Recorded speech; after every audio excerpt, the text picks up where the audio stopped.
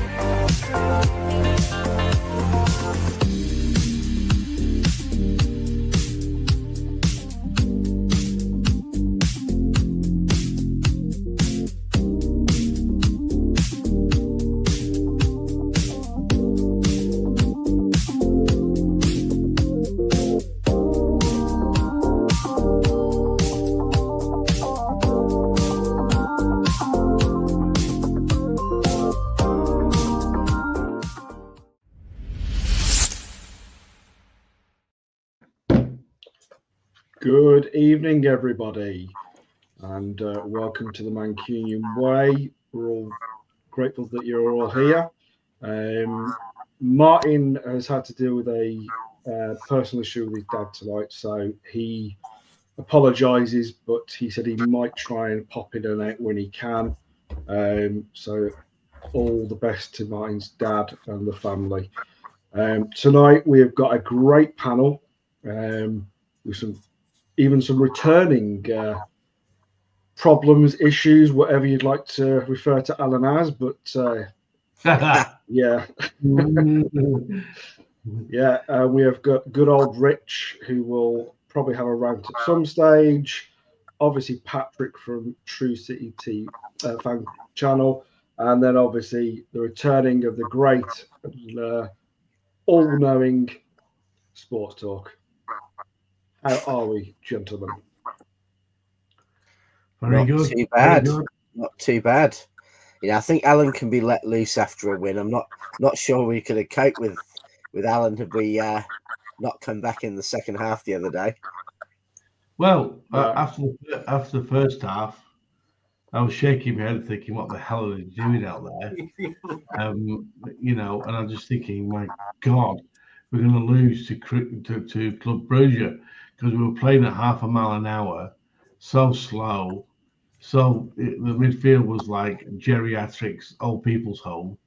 Very predictable too, Alan. Predictable. Yeah, exactly. And then he decided to actually put some younger players on, and all of a sudden we changed. And you wonder why. So, you know, it just proves the highlight that we have to spend even more in the transfer market, and why he hasn't bought the two players that we actually need, which is a right full back and a CDM. Because unless we get them, our season's a waste of time for me. Because I just don't think we'll make top four unless we buy a CDM and a right full back. Because it's the system. To me, it's the system that Pep plays. It's not the players. I'm just going to put it out there that Alan does not speak on behalf of this channel, and for most of the panel probably. His opinions are his own. They are mine. But unless they buy these two players, we're in deep shit. I'm sorry, but we are. I'm with him though. I'm with Alan. I'll go ahead. Oh, wow. Yeah, I think most City fans are, and yeah. Or I think the exception being Alan, if we signed a Cambiasso or a Kimmich who can do both, I think. Yeah, fair enough. That would evade disaster.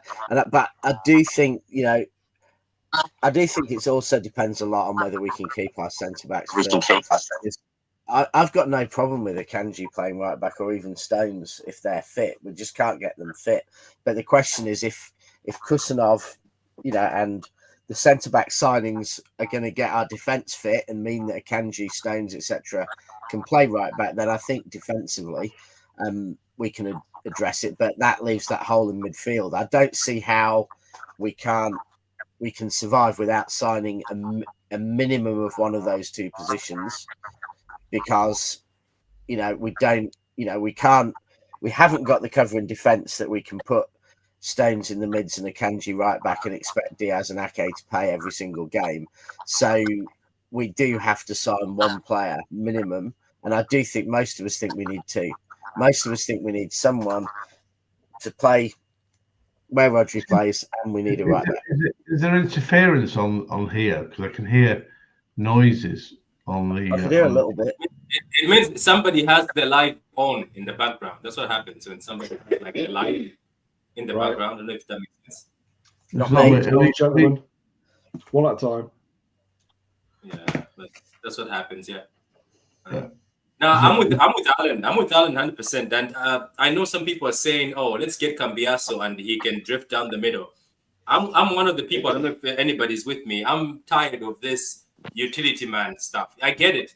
Cambiaso can play left and right, but keep them left and right then. Keep him left and right as a fullback. I think this team, regardless the fact that Pep has always wanted people who can play multiple positions, we also need specialists. That's why when Walker was here, things were good because he was a specialist. Yes, people did not like the fact Walker wasn't good in the final third, but he was a specialist. He was good at what he does. So going forward, even right now, this window before it closes, I'm still looking for two. I know it's impossible, but I'd rather see a DM come in and a fullback, like Cambiaso can play both sides, come in. Just get the basics, stick to the specialists, stop these multiple people because some of them are not as good as defensively. The reason why Gundogan was great is because he was younger, but also that time the team was good and could keep the ball. Because that's what City do. They keep the ball. Now the team is old. Gundogan, who used to be good at keeping the ball, is failing to keep the ball because other people can't keep the ball.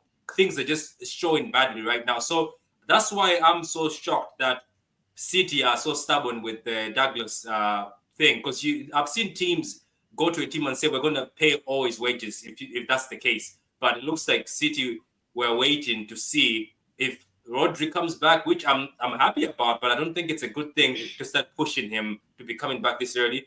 I think getting Douglas is not a mistake. Some people think it is. Going after Edison, if Atlanta is offering, is not a mistake. I think pay the money. Yes, Alan and I were on another show, and we both agreed that if you made a mistake in the past, it's your own fault to get yourself out of the mistake. So if in January you have to pay 80 million for Edison, it's your fault. Because the article just came out, I don't know if you saw Ozzy and Rich and Sports Talk and Alan, of explaining exactly that Pep Guardiola, that's why I think he apologized in the press, because he knew this article was coming out. He just explained that he refused. He said, no. They said, I don't want anybody. I don't want younger midfielders, because they're going to come here and find winners. And these people are already in 30, 32 years old. So right now, they have to get themselves out of this. I look at it like this. If we don't get a CDM, right? We don't get a CDM with that wide open on the counter is ridiculous, right? Every team, let's say the White House pub would find more room through our midfield than any pub team you can get in the country. They are so wide open. It's the system he plays, and it is so reliant on a CDM. The problem is if next year we get a backup CDM. And that CDM has got to be prepared to sit on a bench behind Rodri, and prepare without moaning that he's not on the pitch. So you can't go and get a world class. If you sign a six, that's the thing. Partly where you're talking about that Cambiaso, even though he's a fullback and will play fullback, does strengthen that central midfield because. Yeah. He does the role that John Stones used to do, and which is that he can invert into that CDM in front of a back three. The problem is our fullbacks this season, Gvardiol inverts into a number 9 and phenomenal player. I mean, absolutely phenomenal player. But he's outscoring half the strikers in the Premier League. So when he inverts, it's not helping the defence at all. And we've had right fullbacks like Nunes is not inverting in CDM. Nunes played against Chelsea almost as an out-and-out winger at times, and played against Chelsea very well, where that was the attacking part was the role. Luiz was inverting into 10. So no one has done that Stones role of just stepping into midfield. And I think we saw that a bit against Bruges, that Stones was starting to do that. So if Cambiasso comes, he will be a defender and he'll step into the CDM and he'll strengthen us defensively in both those positions. But I do think, I'd rather we sign both. I think, I've been banging on for 3 years about how we need a CDM backup for totally right. Totally right. Rodri. I thought for 6 months Phillips might be the right person. Because I did actually think Phillips, when we signed him, he'd been a really good player and he brought something different. And, everyone was wrong, or most people were wrong on Phillips. But we need that. So, yeah. But it's funny how we think the way to do it is really is leaving it late. Not quite as late as Arsenal deciding to make moves in the Premier League 48 hours before the end, but it's we're now cutting it fine, and some little could go wrong, a little injury, a little problem, and we could muck up this up. So let's hope we've got one of them in Turin and one of them in Atalanta, getting it done. Excuse me, sports talk. Can you switch your TV off or radio off? I've not got anything on in the background. Okay. Yeah, it's weird, isn't it? Yeah, it is coming from you, mate. Because now you're muted, I'm not hearing it. I don't know whether you just want to switch off and switch back on or something, mate. But it is coming from you. On the phone, if he's using a phone, so sometimes the sound goes to the mic. Sometimes that's what happens. If that's it, he's using a loudspeaker, Yeah, maybe if you've got some earphones, mate, maybe stick those in. I think that might help reduce. You've all made valid points. There's no denying that. For me, I'm going to be honest. We have signed some players that are not at the quality we need. The likes of Calvin Phillips. I agree with Rich. When we first signed him, we thought it was an excellent purchase. I think we all agreed with that, if we're honest. But it hasn't worked out for various reasons. Yeah. We've signed Nunes, who has his first season barely got a game, second season barely got a game, and he's been utilised at times when we've had no other choice. Some games he's shown, and when he was playing in midfield or on the wing at the end of last year, he had some really good games, and we were all praising him and going, what an amazing player. But then he dropped off, came out of the squad, and now because Walker's gone, we're having to use him at right back. And yes, he's had a couple of decent games, but the problem for me is his inconsistency. And I ultimately think if Pep doesn't trust him enough to play regularly, then he's another dud player, if we're being absolutely brutally honest. Now, it's no offence to him.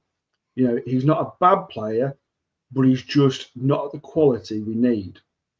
And the problem I find is that January market is one of the hardest markets. I think we've done remarkably well to sign the 3 players that are going to play in the squad at some points during the rest of the season. I think we have to be realistic with the targets we're going for. We're talking about Ederson, who's currently at Atlanta, who is, Atlanta are challenging for the title. I understand what you're saying, Patrick, about City have to pay the money, but you also don't want to be ransomed to paying over the odds for a player that you don't rate at 70 million when you could probably get him in the summer for more like 50. Now, I agree with you that I think City need to spend money, but I want to sign the players to come in when realistically we're going to get them. Because the other thing as well is you've got to You've got to take it from Atlanta. You've got to take it from the Atlanta. I know, Alan, let me finish, and I'll bring you in. I think you've also got to take it from Atlanta's point of view, where they don't have to sell Edison. He's under contract. He is doing remarkably well, and they can turn around and go, we're not dealing with you until the summer. You know, we're in the middle of a title chase. We're doing well in the Champions League. We don't have to sell if we don't want to. You know, there are a number of clubs monitoring Edison right now. They can look at the summer and maybe get even beyond 50. But at the moment, I think that's more what City want to pay. And I think other targets, the likes of what's his face at Juventus? Please remind me, somebody. Cambiasso or Luiz? No, not Cambiasso. Luiz. Douglas Luiz. Douglas Luiz. Yeah. The problem with Luiz is Juventus want to loan him out with an option to buy, and City do not want that obligation. Okay, because they don't believe the player.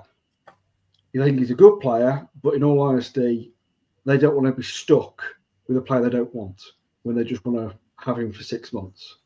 All right. So why would he even want to come? Why would he even want to come if we're behaving like that? Honestly, if I was him, he could go to half a dozen Premier League clubs. There's a lot of clubs and play more regularly, probably. You know. Yeah, and have a manager who's got faith in him. If you know, I just don't get why Luiz would even be interested in City if we're saying we're not interested in signing you. And honestly, I think we'd probably be able to flip, unless they're asking for a stupid price. We'd be able to flip him. He did really well in the Premier League. It's 30 million. 30 million. Yeah. I reckon we'd be able to sell him for 30 million in the summer, even if we signed him. You know, it just seems to really. It seems to me it can't be coming from City's end. It must be mainly, you know, because I think it's coming from Juventus. I think it's coming from his agent, and I think, in all honesty, that we as a club need to think about. We've not had a great deal of luck with the last few signings for midfield, and I think we need to be thinking we want top targets to come in. We don't want to be stuck with stopgaps, because we've already got 2 players realistically for midfield, one being Felix, one being Nunes, that we probably want to get rid of in the summer. There's a likelihood of Gundo's going to go in the summer. So there's a big rebuild that needs to happen in the summer when it comes to midfield. And I would rather get it right than put a sticky plaster over it and get it wrong. Would you sacrifice top 4 finish then if we didn't do it? If we didn't go, I don't think it's about sacrificing the top 4 because we don't get the target we want right now, Alan. Because for me, if we can bring in the likes of Cambiasso, who is, as Richard said, he can invert into that midfield role like Stones did during the treble season, and he can do it because he's done it for Juventus. I think he could be what we need to strengthen that midfield over a short period of time, but he's also a player that is going to continue on in that role going forward for the next. I mean, he's only 23, 24 at the most. He's a player that's. We now need 2 players, a right fullback and a CDM. And in my opinion, yeah, if we don't get those 2 signings, you can forget top 4 and you can forget progressing in the Champions League.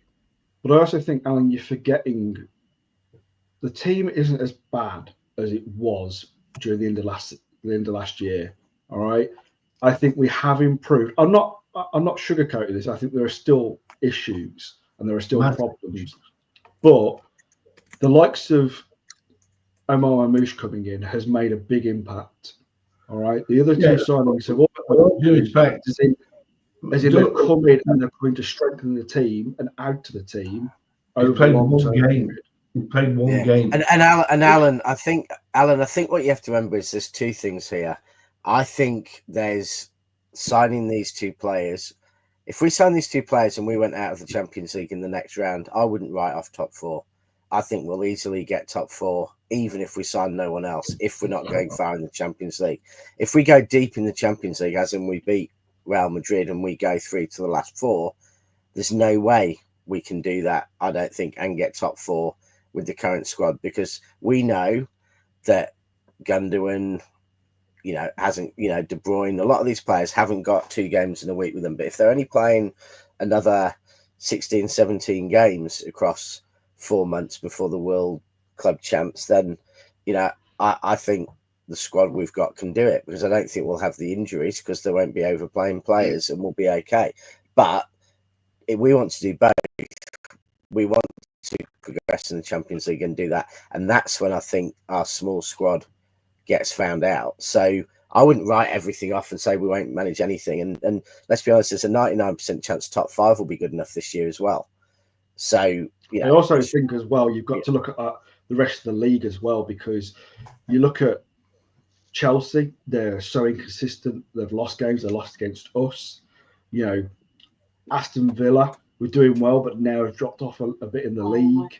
You know, you're talking about Nottingham Forest, who again are doing well, but can they keep that up for the rest of the second half of the season? Arsenal, again, are not particularly, you know, out there and challenging for the league properly right now. It's only Liverpool that are kind of really stepping up and moving away from the rest of the pack. Between, you know, 3rd and 8th, really, there's not much in it. And I'd bet on City getting that top 4 than most of the other clubs surrounding us right now, because of our consistency, our mentality, in all honesty, Alan. So I agree with Rich. Personally, mate, I disagree.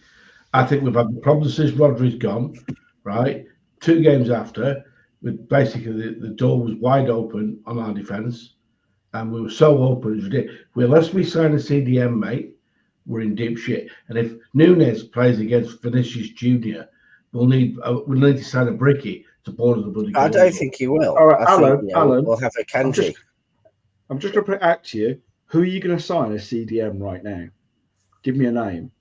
Don't tell me Luiz, because he's not a CDM. Don't tell me Edison, because again, he's not a CDM really. Well, Douglas Luiz is better than what we've got. Fact. Okay. Can I just jump in there? If he's so good, why are Juventus getting rid of him? All right. And if he's so good, he's had a fallout with the manager, big time. Second game in. No. Alan, he hasn't. He hasn't. Right. No. So I'm sorry to jump in.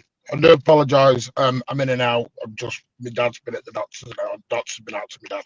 So I do apologise. Quick one. Ozza, absolutely amazing points. Loving that, Ozza. Keep it going, mate. Shut Alan down. I'm only joking. Listen, Alan is entitled to his opinion. People in the chat, he's allowed his opinion. I gave the rules the other day. Disagree, that's fine, but let's not keep it nice and sensible. That's all. One thing I will say is there's 2 things here. City are still in the market. They are trying. Douglas Luiz, they don't want to buy for the exact reasons Ozzy's just said. Yeah. We as a fan base cannot bitch and moan about Calvin Phillips, Mateus Nunes, call him a panic buy. Some have even had a go at Mateo Kovacic, and then we want to throw 30-40 million into Douglas Luiz. What you do is you're repeating the exact same problems everyone has bitched and moaned about for 2-3 years. And then what you do is you end up putting Douglas Luiz onto a long-term contract, 150, 160 grand a week, and then you can't move him when you don't really need him. So they don't want to do that for number one. So they do want him on loan to send back in 6 months and an option to buy if things work out. Number 2, people ain't going to like this, but Rodri is determined to play again this season, whether it comes March, April or May. At the moment, he's on course to play again this season. That's why he's getting registered for the UCL squad. So that's where we're at. And we're going off doctor's advice and everything else. So I know I may not like it, you may not like it, but that's the way Rodri and everyone is going down the road of. They are following medical advice. Number 2. So what do we do? Because we need a CDM. What you do is, if you can't get one, you basically have to change the style of play, which you saw against Chelsea, where we go a little bit more direct, a little bit more long ball, and sort of cut the midfield out a little bit more. Hence where the Marmoush things comes in. So you end up playing with fast wingers. Because yes, everyone's on about, well, that was Chelsea then yesterday. Yesterday, none of our new recruits could play. So you had the same issues you've had for the last 2 months, but we're now getting injuries back. Hence, you saw John Stones moving into that midfield role yesterday and was putting balls in that KDB would be proud of. The other thing is, Cambiasso, again, they're trying. I have said this, people got this idea, just any money will do. City are not just going to chuck a wheelbarrow load of money and just hope you get the player.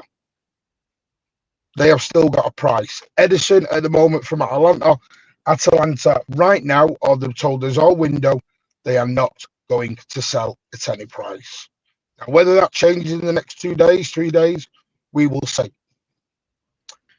We've got to be careful. This City are trying to learn from errors of the past. And then as a fan base, we can't beg we go and make the same errors all over again.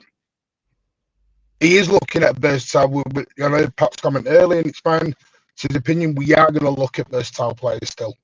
That's why Marmoush was brought in, because he can play anywhere across the front line. You got Cambiasso can play right back, left back, and invert into midfield. That's what he's done for Juventus. So that's where Pep wants to then use him from that side of the coin. Whether we get both, I'm not sure. They are 100% still on the lookout for a midfielder. It will come down to price and whether the opposition will want to sell.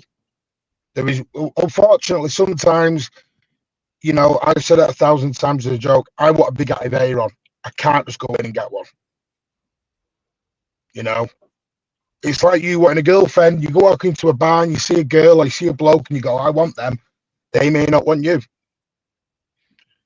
You can want in one hand and you know what in the other hand and see which one empties first. That is a problem we're in. We've done very well. We've spent a lot of money. We are still trying. But the one thing I will say is I believe we're not good enough for top four. This is the same squad of players, obviously before the new signings, that had won the league. We're in the FA Cup final. Won the Club World Cup. They won the Super Cup, and they also got to a quarter-final of the Champions League. With the system that Pep plays with the CDM. Right, but we've changed. We're going to change the system, Alan. Against Chelsea, we did not play side-to-side football. Against Bruges, we did because we didn't have the players. There was no Ushanov, no Vita Hayes, no Marmoush. We couldn't do. Marmoush is a majorly impact into this new system we're looking at. The reason he wants Cambiasso because he wants Gabardio and he wants Cambiasso to do what Gabardio did yesterday. He wants to go 3 with the 2 wing backs and off to go down the sides and let's play some nice attacking basketball football. Yeah, but I think we'll be ripped apart, Martin. We'll be ripped apart. And I think Chelsea, if Palmer scores that, I think we're in trouble again. If Palmer doesn't square it. Palmer was garbage, Pat. Yeah, that's what I'm saying. But I'm just saying, I get what people are saying because this same thing, I remember last season when we said, I think we might be in trouble. Somebody told me that, have faith in this team, which we do. But I think sometimes the tank is running and the tankers run. And if you look at even yesterday's match, if that was Madrid or Barcelona or one of these other more competent teams, they're going to rip us apart. They will score those goals. And I think even if it comes to the point where City can come back, fair play, we've come back with 3-1. I just have a feeling that with how we are right now, look, at the end of the day, there's been mistakes. Nunes obviously did not work out. But looking at Douglas and Nunes, Douglas was one of the top 3 midfielders. People were calling him one of the best in the Prem. And yes, he's gone to Juventus. He got injured, and then Locatelli, who was supposed to leave, stayed. And then they found another Italian player that he's ended up being given a few minutes after coming from injury. But when I look at our squad right now, including the people we brought in, even including Kovacic, I'm taking Douglas Luiz over Kovacic for the fact that Douglas Luiz at least is defensive, but also can play a box-to-box. So I also asked this. I think Alan was with me yesterday when I asked this. I was like, people keep saying Luiz. Luiz is 26 years old. If you look at our squad, there's a 33-year-old, a 31-year-old, 32-year-old. All these guys, as much as they are top-class players, their age has reached. Even Bernardo, his tank is gone at the point where the article says they wanted him to play in 2-3 games. Douglas is 26. We can either flip him or you can even keep him because he doesn't just play as a defensive. He can play as a box-to-box. He can also play as an attacking. That's why Pep wanted to keep him. And there's a reason why they look at. But anyway, I know that Douglas might be difficult because City again maybe are eyeing something. But in my heart, something tells me they're not eyeing anything. They're actually eyeing the fact that Rodri comes back. I think that's more their hope. They're like, we can survive, then Kovacic to debutize, continue debutizing. That's just my fear. I just have a fear that, yes, they can not want to go full on Douglas. That's fine. But I have a feeling that they are banking on Rodri coming back and then Kovacic just debutizing in a few matches and they think life will go on like that until they later on find a DM, which maybe they'll want. Because let's be honest, these DMs, there's a lot of them. There's one from the Torino. We thought that one was going to be it, but look, he signed an extension. There's only a few. There's one from Sporting, but Sporting are trying to convince that Sporting DM to extend because they know that people like City are fishing. So I just have a feeling that we might not end up with a DM in general, and the midfielders that come in summer might actually be attacking midfielders. Because let's be honest. But the trouble is with that, Pat, I get what you say, but like there, you just named 3 players. We're not just going to buy any old midfielder. Yeah. We're not going to just do that. Because even Homeland, Douglas Luiz, and Richard all have different playing styles. They all have different playing styles. So that's what I mean. What we're doing is, as a fan base, we're just throwing any names to anyone now. Like the other day, someone said Stiller. I get it, good player. But we can't just name, we can all name 7, 8 midfielders. Then we're after particular ones. And this time, let's not forget that now, from Crystal Palace. Remember the one from Crystal Palace? Well, exactly. So whether it's now or summer, we want to get the right ones. We don't want a sticky tape. We don't want a sticky tape. We will change our style before we do that. Yeah, and you have to remember that Pep Guardiola, his most important place on the field is midfield. CDM. You know, No. What I'm saying is the midfield. Whether it's CDM, whether it's a CDM, whatever, it's the midfield. He doesn't trust every player to play in that midfield. Look how long it took Foden to get into the middle. Okay, he wants his midfield to be top class. He won't accept any different, and that is why you're not going to get, as Martin said, you're not going to just get a stopgap. We've made that mistake twice already. We're not going to make it for a third time, because if we make it for a third time, we've got 3 players that we're going to struggle to get rid of. All right, we have to. Can I just say this on this? Sorry to jump in, mate. I'm going to leave you in 5. Like Supreme sign anyone, Chica. This is exactly what we did with Nunez, and everyone's then moaned about it 6 months later down the road. And we did this with Phillips. Just sign him, Phillips. We were, you know yourself, Pat. Me, you, and Carl did a 45-minute thing on Calvin Phillips, and we were like, "Can't wait for this." And he was garbage. He was though. Like, no, this is the problem is Calvin Phillips walked into City and got a deer in the headlight move and didn't know what to do when he got there. Yeah. What you're looking at another club may not suit Manchester City Football Club and the Pep style. And we're all presuming Pep's going to play this 500 pass in the middle job. Like someone said against Arsenal, we get torn apart and was toxic. That's fine. It's his opinion. But the last time we played Arsenal was different because we played a low block. And the other time we played Arsenal, we beat them 4-1 by pinging balls over the top.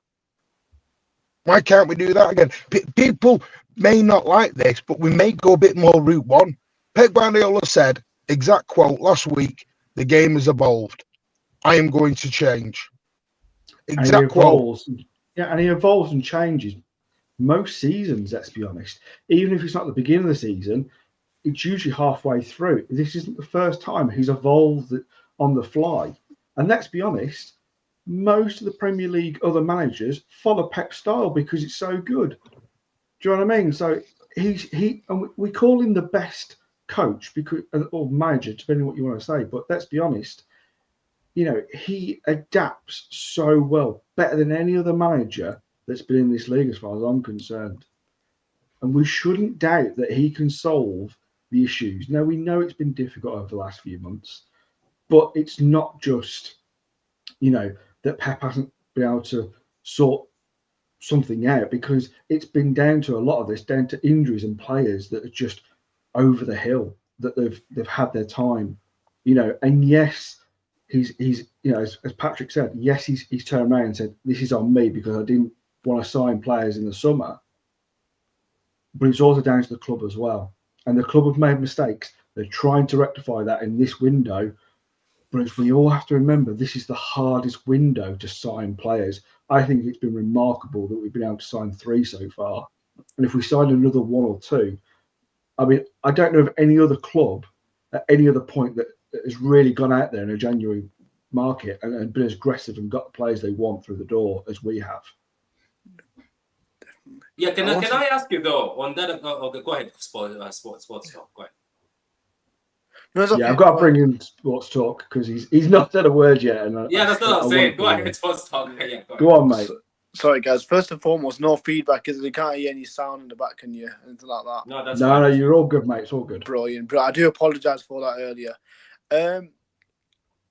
With this Douglas Luiz signing, here's my question to you guys: if we sign him tomorrow, and it turns out terrible, how many people that are calling for it now will come to the end of come to summer and say, "I hold my hands up. I was wrong with that one." It's always going to fall on the managers. That's why he has to get it right anywhere. But it's like, yeah, I appreciate, we keep mentioning how good Luiz was last season. But in football terms, like 6 months or whatever it is, 5-6 months, it's quite a fair bit of time. Now, in that time, the injuries he's had, the form dropping, we're now taking in a player that may be a little different to the player that we actually, the player that we referred to back in last season for Villa. It's a different player we're dealing with mentally, physically, perhaps. He will take time to bed in because he's gone and played at a different league now. So there's too much of a risk. Again, I wouldn't cry if we end up getting him last minute as a contingency, but again, I'd rather go down the route of, if we're looking at this Cambiasso guy and he could do the job at right back long term, but we can get him in to do defensive midfield for now in the interim, and he's got the quality to do so. I'd rather go down that route as opposed to bringing in someone like Douglas Luiz, where it is a risk. So,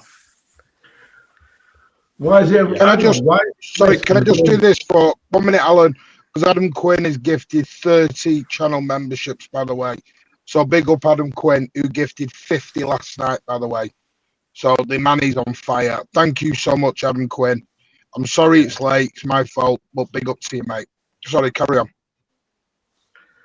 Why is Douglas Luiz a risk? He was one of the best players in the Premier League last season. that's the thing, Alan. We're looking at last season, which ended, in June, July, if I'm not mistaken, last season. Yeah. So in that time, quite a bit has changed with him himself, and now his career's kind of gone in at Juventus. I'm not saying that he's finished or anything daft like that, but it's more in the sense of the fact that we've mentioned he's had an injury, the fact he's not played a lot, what's his match fitness going to be like? The sort of football that play at Juve, or the training that they will have at Juve will differ to the way Pep plays, and that's why I have a question also for you, because I think me and Alan were on the same board right now, but I can ask you this too. So we went and get Husanov, who's played how many games? 30 games or something, and then we went to get that Brazilian kid who's just 18 for potential, and obviously then we've got Marmoush, who's had one good season at Frankfurt. He had a good season at Wolfsburg, but this is the best season he's having. But all these not risks. I know that they were in top form, they were playing, but everything is a risk. That's why I'm telling people that regardless whatever we do, we might also go in summer and they might go get Edison. Unfortunately, Zubimendi seems like he wants to stay in Spain. That was going to be. It was never on the list, Pat. It was. This is what I mean. Zubimendi was never on the list. Yeah.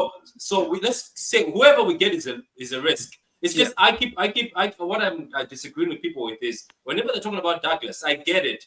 He's going to Juventus, but he was still in this league and he's not that he's old. At least if you're saying we're coming to Douglas, he's 28, 30, but he's just turned 26. And so it's basically. And everyone's forgetting one thing. He's playing the CDM for Brazil. No. I'm not Alan. He's not really, mate. He's not. He really isn't. Well, I'm afraid he is. Alan, have you watched him a lot this year for Juventus? I've not watched any Italian football. Right, he's not done well at all. Why do Juventus want to sell him? This is what I mean. Toxic Blue keeps saying it. I know it. I agree with everyone. a loan is not a risk, we have a problem. Juventus don't want to loan without an obligation. City, if Juventus knock on our door and go, you can have him on loan for the rest of the season. If you don't like him, send him back. Juventus are not offering that option right now. Juventus are saying the only way he goes, he's on loan, and you give us 40 mil in the summer. There is no option of that. They're telling us that's what we do. And you, until that changes, then we move. Yeah. And you've got to If think, he's not good enough, why are we going for him? Why are we bothering to be asking we're for not a lot? though, He's Pat. not. We're not. But we're not. That's why we've not got him yet, Pat, because we're not overly keen. Yeah. So how did it start? How did all this start? Is it agent talk? I don't get it. Yeah, Pat. I mean, if you really read between the lines, and to be fair, you don't have to read between the lines. If you really look at what has come out from David Ornstein and a few other reliable, press, is that they've turned around and said, he's more of an option. And it's mainly really coming from the agent in Juventus. City haven't turned around and gone, he's definitely an option for us. It's all really coming either from agent or Juventus. City have not turned around and gone, we're definitely considering him. Because that's not how City operate. Most of the time, we'll turn around and go, no, we're not after that player. Point blank. They did it with Neymar when he was mentioned a few years back. They said, no way, we're not after him. And I'm not saying that City are definitely not after him, but they want it on their terms, Pat. And in all honesty, it should be on our terms. As in, if we feel that we can't get the result we want out of this deal, then I wouldn't be touching at the barge pole, because if they're turning around and saying, if you loan him, you've got to have him, that just rings alarm bells to me. Can I just say that they were so confident? Sorry, go on, Ozza. Then if they were so confident, that they think if City have him on loan for 6 months, that if they were so confident that we take him and he's going to do so well, they would turn around and go, have him for the rest of the season, and we're sure you're going to want him.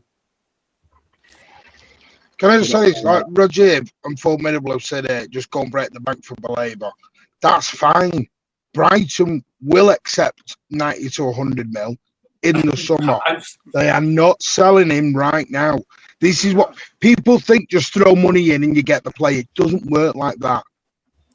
And we'll put it this way. I'll put it this best way to Regime and to Formidable and to Toxin and others who may see it a different way, and that's fine. It's like Real Madrid knocking on our door now and saying, we want Haaland and Phil Foden.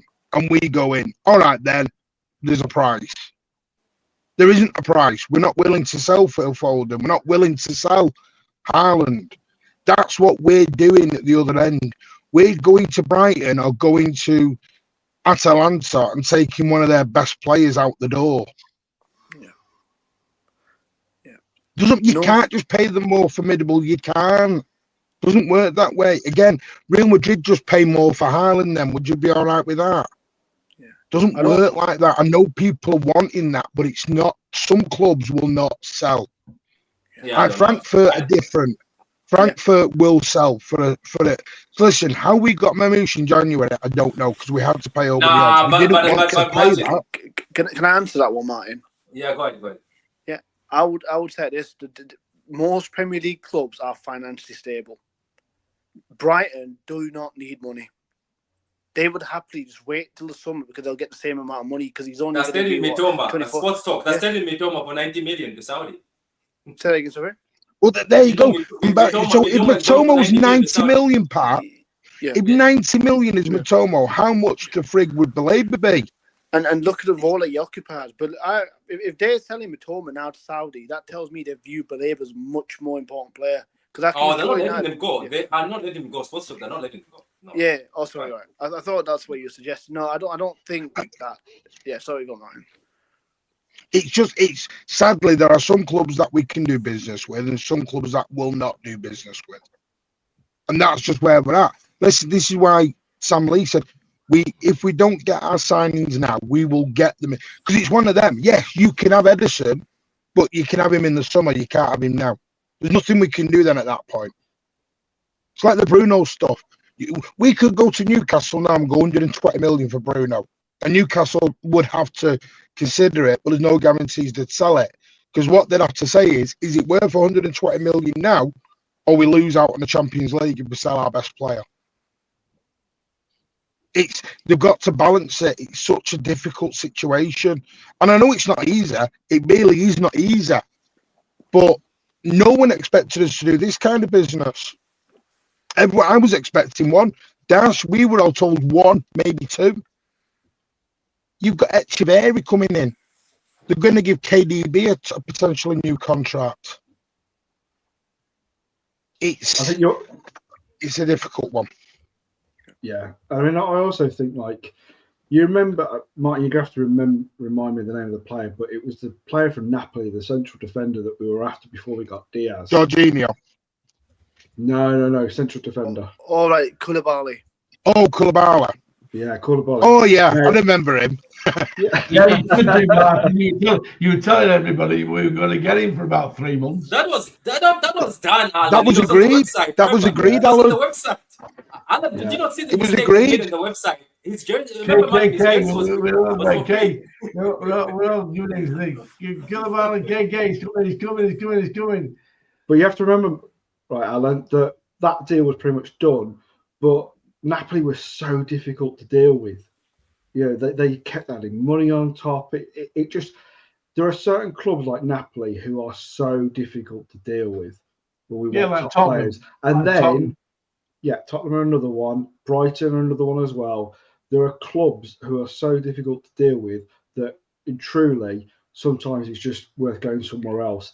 And at the end of the day, we went somewhere else and we got Diaz. And I don't think anybody can tell me they're disappointed with Diaz as a signing. Yeah, absolutely. So you have to remember that just because we don't get one player doesn't mean we can't go out and get another decent player that is even going to be better. Because let's be honest, what happened to Koulibaly? Yeah. If I remember rightly, he went to Chelsea, stunk the place out, then went to Saudi. And I don't think he's had the best career over there either. So I think we've dodged a bullet. There's a pattern at City as well, where if you look at when we replaced Aguero, we delayed it by a season, ended up with Haaland. You brought the example of Koulibaly not coming through, but instead we end up with Diaz. And of course, how could we forget how long we were linked to Jorginho for? Skip that one, wait a season, go and get Rodri. So it does pay dividends in the long run.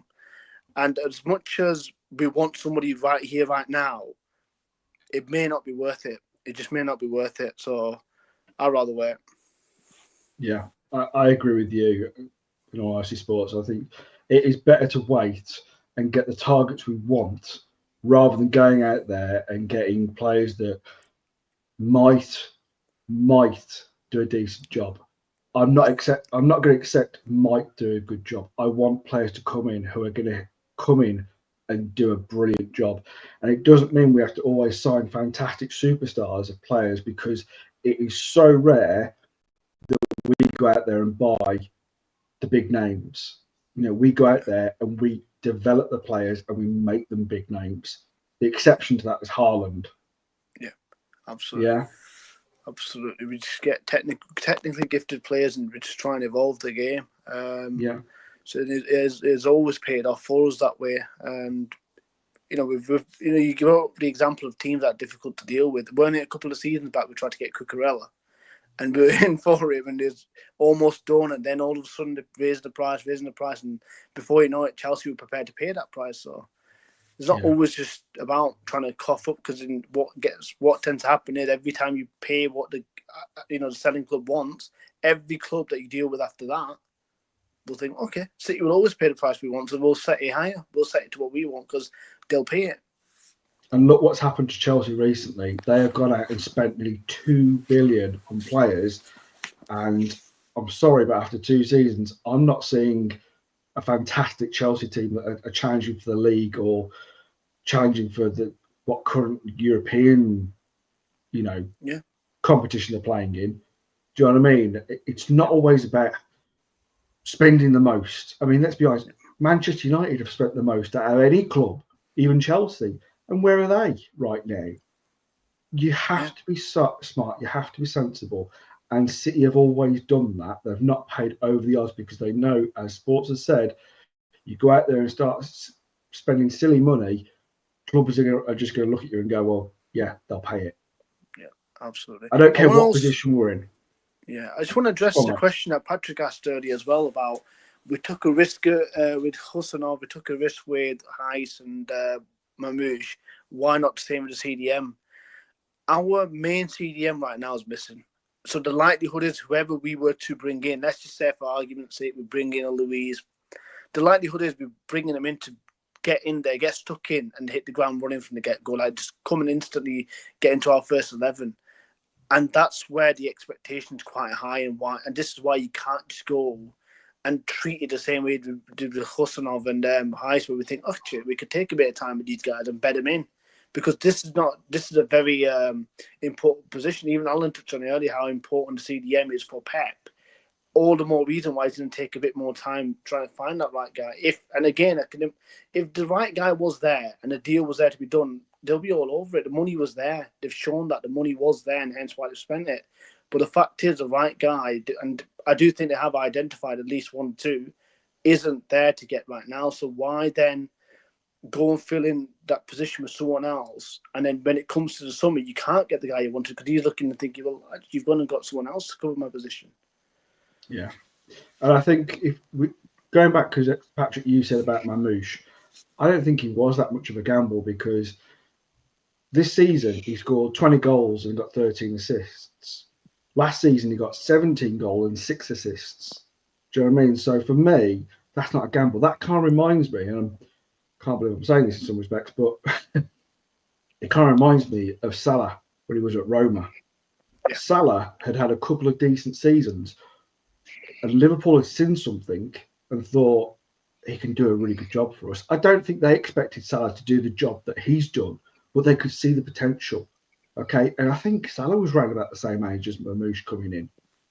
Do you know what I mean? And I think we saw something, and a lot of other clubs saw something as well, but I think we just got the job done. We wanted him and we went in and we got him. Do you know what I mean? So I don't think he's as much as a gamble as you said. I think he's a top player. I think he's going to be a top player going forward for us. It's just going to be... Yeah, go ahead. No, so I'm going to jump. I'm going to jump in 1 minute. So I'm going to leave you in peace. I'll be back towards the end. Listen, I know people are frustrated with it. I get they're upset, but I know people think just throw money in, you get it. It doesn't always work. Right? Not for every single club. Cheers, Alan. Take care, mate. It's like McAtee. I wasn't going to tell you. McAtee apparently has said he would prefer to go now. McAtee can see the writing on the wall. He isn't going to get in the game. He isn't going to get the minutes he wants. He's not going to get the game time. So McAtee is leaving. Well, he's only contracted until 2026. He's not going to get the game time, Pat. He's got so much traffic in front of him now. It's unreal. You've got Oscar Bob, you've got Marmoush, you've got Sabio, you've got Doku, you've got Bernardo, Foden, KDB staying. It's just... Yeah, but some of these players, the age is too... Like some of these players, I get people... This whole KDB thing, but I want people also that be careful with KDB where it's going. Like look at yesterday's game, and it's the same as Chelsea. The crosses, apart from the John Stones ones, the crosses are not getting there. And it's not like I'm saying he's done, but I'm just saying people have to start expecting that these stars and players that we idolize, they might start going to a way where you're like, is that because KDB so far? I would love McAtee. I'd love McAtee, but at least it used to be. Yeah, I think so. I think he can offer something else. He offers a goal threat, and he offers something different. Who are you dropping for him, Pat? Who are you going to drop for him? You've got Echeverri, by the way, to come in. Yeah, that's what I'm saying. Remember, it was only me on one of the channels when I said I still think if KDB was to leave this summer, I'm not going to drop it here. Obviously, I'll be respectful because I feel bad, but it doesn't mean I'll be like, oh my God, we should have kept him. I just feel like leave sometimes in a certain spot. I just think like still keeping KDB to 35, people might start saying, look at him, he can't do this anymore, he can't do that anymore. Even you can see the signs now. He was huffing and puffing already in this game. He had to get hooked. he was already sweating, and you could tell that he can't keep up. And yes, maybe if he stays and wants to sit on the bench, I get it. But why bench if you can go out there and get another potential attacking midfielder? I know he won't be as good as he doesn't have the eyesight of KDB, but you have to let go. Look at the same as Lampard. They let go of him at Chelsea. Sometimes you just have to let go. These superstars, at a point in time, you just have to say, they have to go. We have to have a new sort of breed of players. Yes, they might not be as good, but that's how we go. That's just my opinion. Echeverri looks like a star. Looks like somebody who's very good. He's scored and assisted in almost every game he's played. So I'm just telling people, let's start looking at the future and stop relying on the odd guard. Because look at now. You've got to keep some of them, Pat. You've got to keep some experience. Because if you lose Gundo and you lose Kovacic and you lose somebody else, you're losing your experience. You've got to keep some experience. We can't go there with... We can't do a Chelsea as well. For me, I don't want us to go A to Z and go complete Chelsea and get a team full of 22-year-olds at the same time. And the thing with McAtee, he's not a kid. He's 23 next. He's not a kid anymore. People talking like he's 17. He's 23 next. It's the sad reality of football, and this is where we're at. And yeah, this I said people are buy. You know, I'd sell him with the buyback because the thing is, Pat, you're not going to get Verts, you're not going to get Musiala, so you might as well keep him for another year. And anyway, by the way, it's funny. I know everyone said in top four. I know everyone loves this one defeat, one win in 14, with 1 loss in 9 at the minute. Just throwing that stat out there, 1 loss in 9, but never mind. Anyway, right, I'll be back in a bit. All right, mate. So, Martin, the point you've seen our run, the point you've seen the run that's coming anyway. Well, we'll get into that, Pat. We will, but let's just stick with KDB a little bit. I'd like to discuss that because I think it's a good little kind of topic to get into. For me, I can understand, Pat, where you're coming from because I agree with you. I think Kevin De Bruyne is definitely coming to the end. I think him as a starter is less and less likely. I think he's a great kind of player to come off the bench and help us out when we need him. That's what Gundo was supposed to be, this season, but it hasn't worked out. I think Mark, there has to be a balance. I mean, for me, I don't want it to stop a great player coming in if we keep Kevin De Bruyne, because at the same time, I think you've got to have the balance of you need a player to come in because we're going to need to replace him eventually. We can't just keep going and going and going. That midfield is pretty much done, is in the likes of Kevin De Bruyne, Bernardo Silva, Gundo, Kovacic to an extent, because, again, he's more a bench player for me. To be honest, he hasn't been brilliant enough to be even on the bench lately. I think we've had no choice but to play him. So we're talking about really rebuilding that squad of midfielders. And for me, if we keep Kevin De Bruyne for another year, okay, but then he's got to accept, 1, he's not going to play as much, and 2, probably he's going to have to reduce his wage, because if he's not going to play as much, then we've got to think about other players coming in and signing them, because they're going to want decent money. We can't just keep players on big wages that are not going to play as much. So I think there's a balance. I'm not saying I know that balance quite yet, but I think with the amount of work that has to happen in that midfield come this summer and possibly the summer after that to rebuild the squad, we've got to be sensible.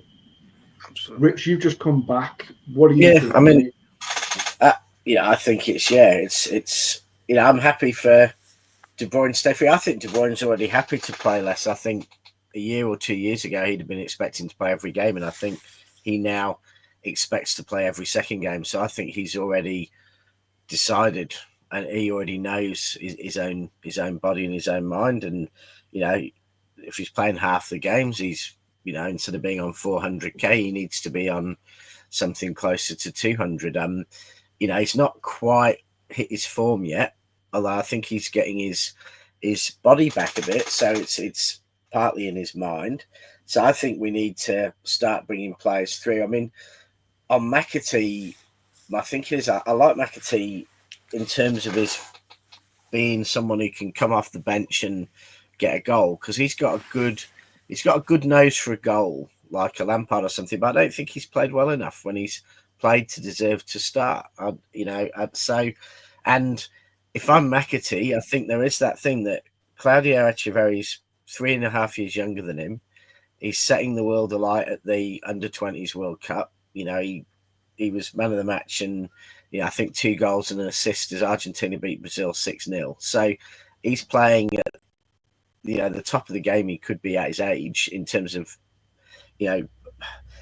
youth football, as opposed to doing it for Messi style for the full Argentinian team. So he's got a lot of potential, and in 3 years of development at City, when he catches up with McAtee, is he a better bet for City to invest in, or is McAtee a better bet? And McAtee's got to see that as well. He's got to see Bob's younger than him by a year and a half, 2 years, and Echeverri by 4 years. I mean, I think Savio's younger than so there is that McAtee's going to think to go, but McAtee's a very good player and a lot of people want him, and I guess we've just got to figure out how we can persuade a great player like a Musiala or a Wirtz that they don't want to be where they are. They don't want to go to Bayern Munich because we've just battered them in the Champions League, and they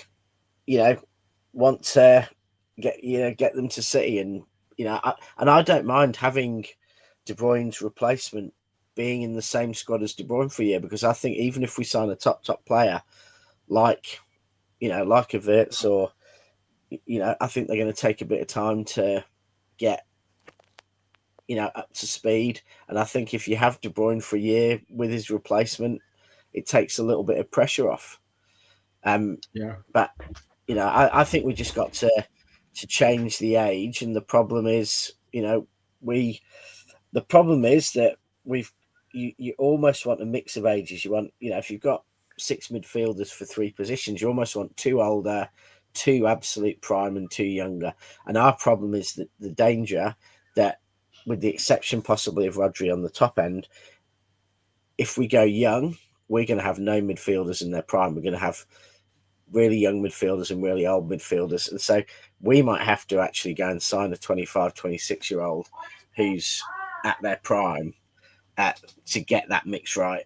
Or I think we're just going to have, we are going to do a Chelsea.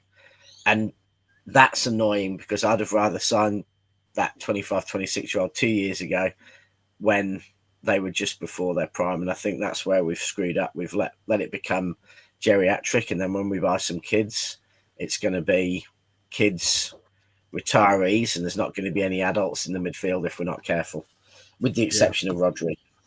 Yeah, but that goes to also what I'm saying. You see, it goes to what I'm it just goes to what I'm saying, that 2 seasons ago, right? Maybe I was too early, but I still say I wasn't too early. 2 seasons ago, I said, it was after the treble, I said we should stop depending on KDB and we should stop depending on Kyle Walker. And I remember I had a bit of back and forth with a few people. Some went to my DM saying Walker has done this, but every time when people Aussie, they're making a fight for Walker, guess what was the main thing? Walker saved us against Vinicius. I was like, yeah, thank you very much.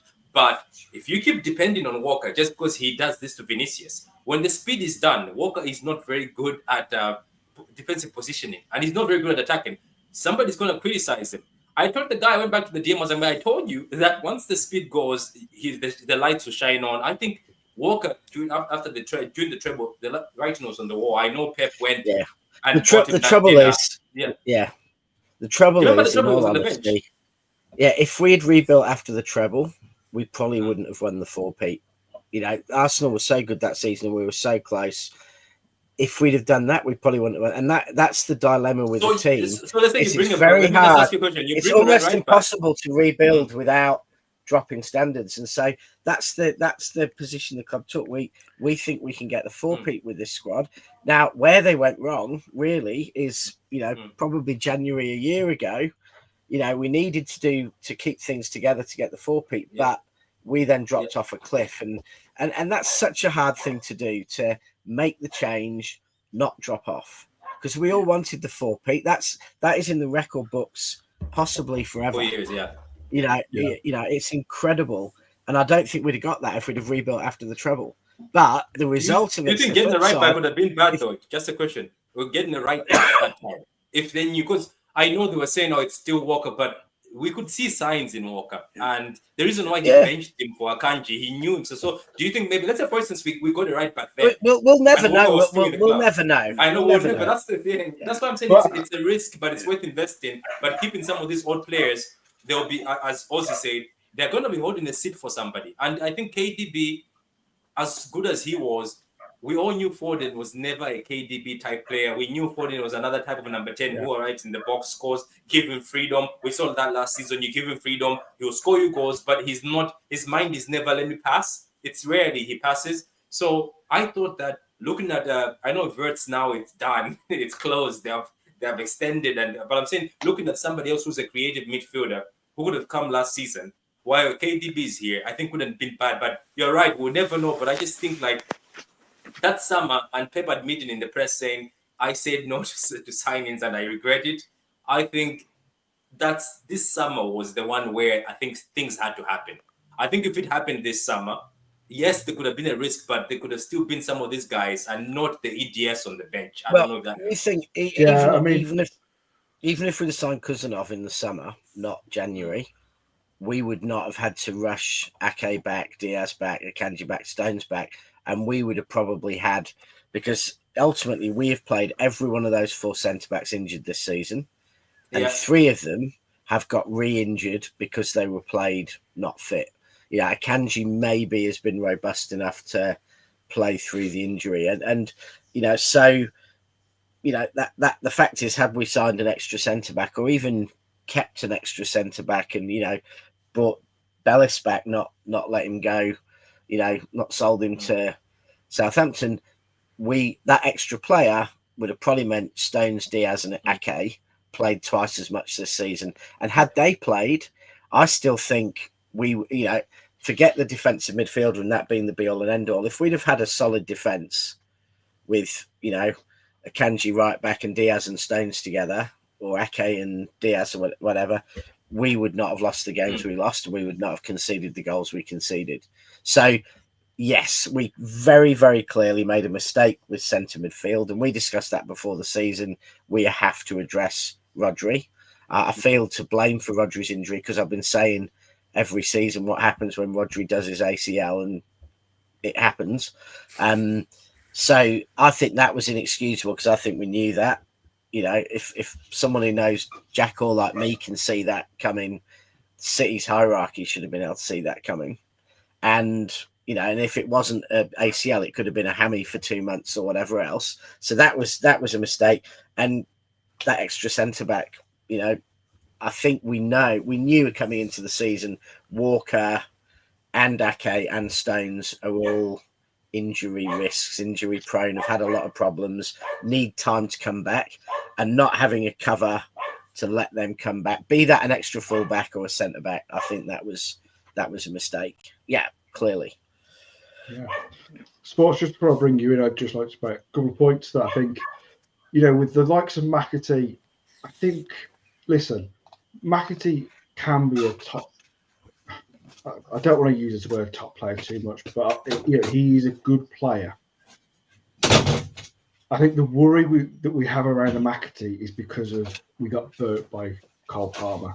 I think that is still very much in the point of most City fans right now, is that we don't want to let one of our own go, especially when we can see he's a talented player, but we're so worried that we let him go, he becomes another Cole Palmer, and then we're like head in our hands going, oh God. The slight reason I think that's not the case with McAtee is just because I think we could really, really see it with Cole Palmer. We've only seen glimpses really of McAtee. I think there's one huge difference in McAtee and Palmer. McAtee's played 2 full seasons of football where he's played every week. He's not a hidden talent. Cole Palmer had played off the bench, played the odd game. So no one really knew what he could do. McAtee has played 2 full seasons on loan. So he's not a hidden. He's a very known quantity. Yeah, and I was just about to come on to that point, Rich, but yeah, well made. I think we have to just to come back to Kyle Walker just quickly. I think we could all see Kyle Walker probably was starting to, lose his pace, but I still just want to say, let's not forget what he did for this club. All right. Yeah. I'm sorry, Pat, I have to disagree with you a little bit. It's not just all about Kyle Walker's pace. I think there were times where defensively he could be brilliant. At times, I think in the attacking last third, I think sometimes he could be brilliant. All right. So let's not completely just forget what he's done. We all know he's fallen off and we know the reasons why he's left. It's a shame that we get to this point and it's come to so many players that are currently at City or just left like Walker, is that we have kind of done a Liverpool where we've burnt them into the ground like Klopp did with a lot of his players, and we've got to that position where we've not replaced them, as Richard said, at the right times. We've burnt it right to the end and we're paying for it now, just like Liverpool did when they had to replace all of their midfield because they'd burnt it out. All right. So, and there are a number of other players, not just in our midfield, like the likes of Walker, where we've burnt some of these players out and we're now suffering because of it. But I have hope, but I also think realistically, we have got the best manager in the world and we've got the best club really that can get us out of this hole, whether it takes another summer window or a summer window after that. I think we're still going to be up there challenging, unlike the likes of United, unlike the likes of Arsenal who keep bottling it. Spurs, who are the biggest bottle ever. All right. I think we are in a good position. All right. Sports, I want to bring you in, mate, because you've been desperate to have your say, so go for it, mate. Please, can we not mention Spurs in this chat ever again? Sport. If they beat us again for the second time just this season, and that's all they've done. Have you seen that record? They've lost like 15 or something. I haven't won in 15, and they've only beaten us. I will be fuming. Yeah, but here's the thing: I don't rate a team that turns up for 2 games a season, and that's against us, and that's it. That's it. There are a lot of our bogey teams, let's be honest. We have to be honest about it. I feel like the reason for their existence is literally us. Just play City, get a win. Oh, that's it, we're done. That's literally all. That's their targets for the season, it seems. Well, I'm going to address the KDB point first. So, fortunately for me, I was actually at the game yesterday. And the first half, and again, this kind of links to Patrick's point, which is, I watched it and I thought, you know what, I'd consider, if Gundogan weren't as bad as he was, I would have took KDB off. And I don't mean this in a disrespectful way to him, he's a brilliant player. But to the standards that he's set, he just seemed a couple of steps behind. There's a couple of moments where balls got played to him and he's either slipping or he's a couple of steps behind or he's not anticipating it well. And again, it's not because he's a terrible player, it's just age. And it happens to the best of players. And for me, it's like this is the point, and I want him to have his last hurrah. I want this to be the season where he goes out on a bang, we win an FA Cup, or miraculously win the Champions League, which I'm not going to hold my breath on. But it's going to happen. Yeah. And, he goes out in that way, rather than we burn him out for another season after this. He's absolutely terrible, and everyone does what they've done to Walker. And just said, "Oh, De Bruyne, he's horrible. Get him off the pitch." Let's just let him go now, and let's bed somebody in the summer to be that. I mean, I feel like Marmoush is the KDB replacement in a sense. They're not exactly the same players, but I feel like the role that Marmoush will occupy will be where KDB tends to play anyway. The irony is they should be the players who play together, because KDB is about picking runs and Marmoush is about making runs. So, I was listening to a podcast. They were talking about Marmoush and KDB being the same player. It's like, they shouldn't be.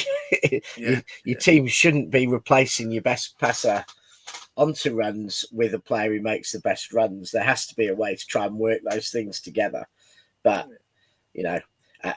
that I guess only works if you're playing someone like Chelsea, who play with that high line.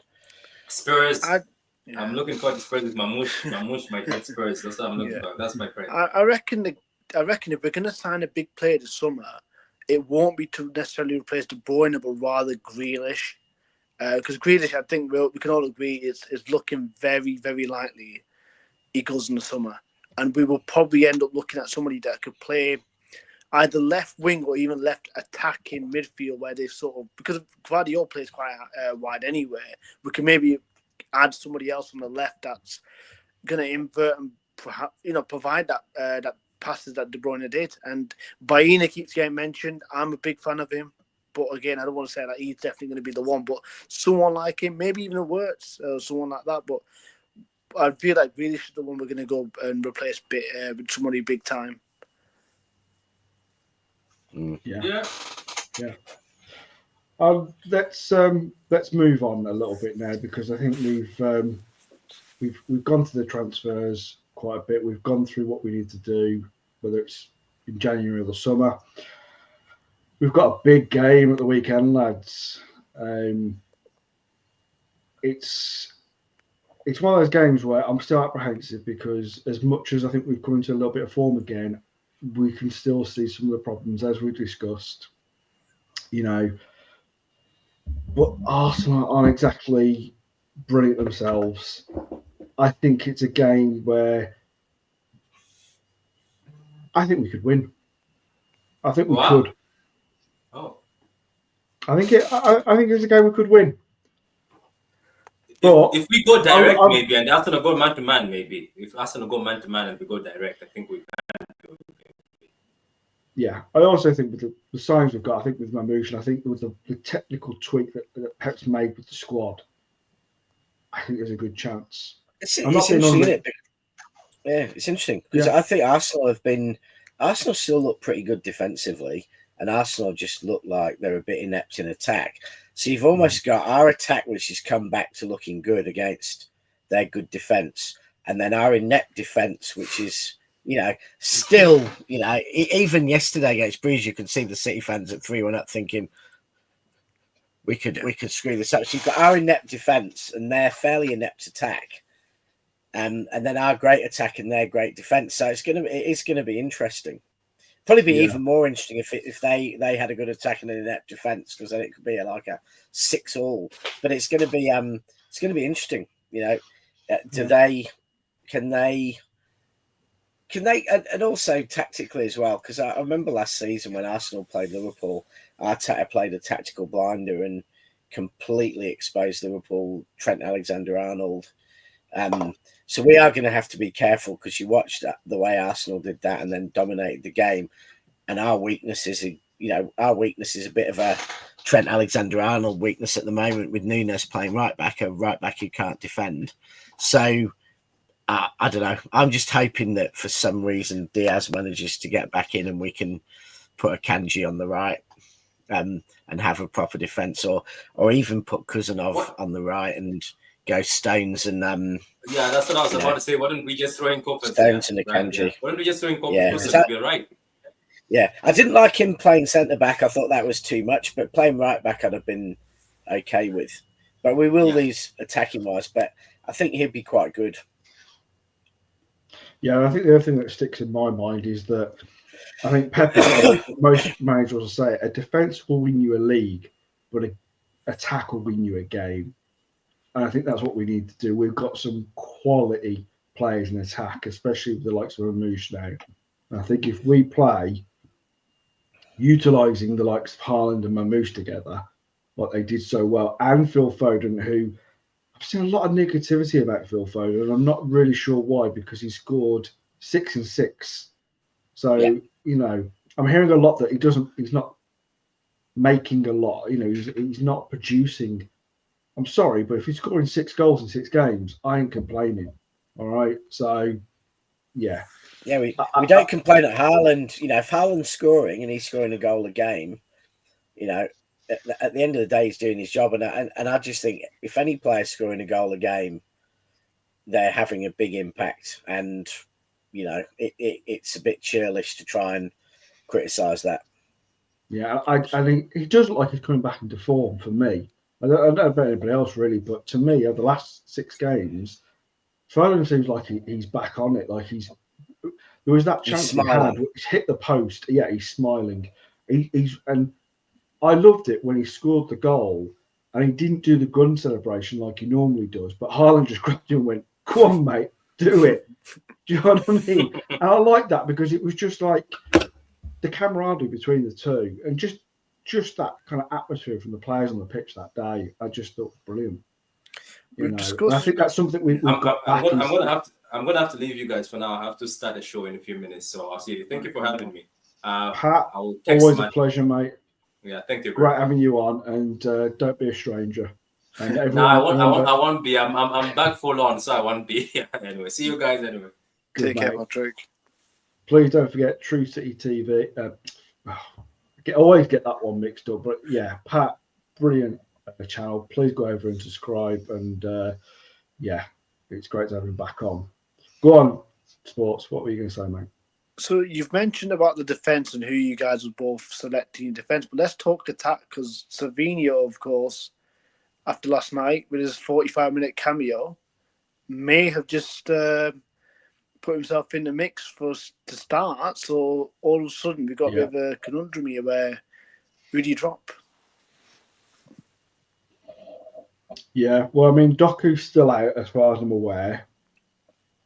Everyone's in that strange transfer rumour that he's pushing to go to Barcelona on loan. I don't know if anyone else has seen that, but I just thought it was really weird. Came up on my feed.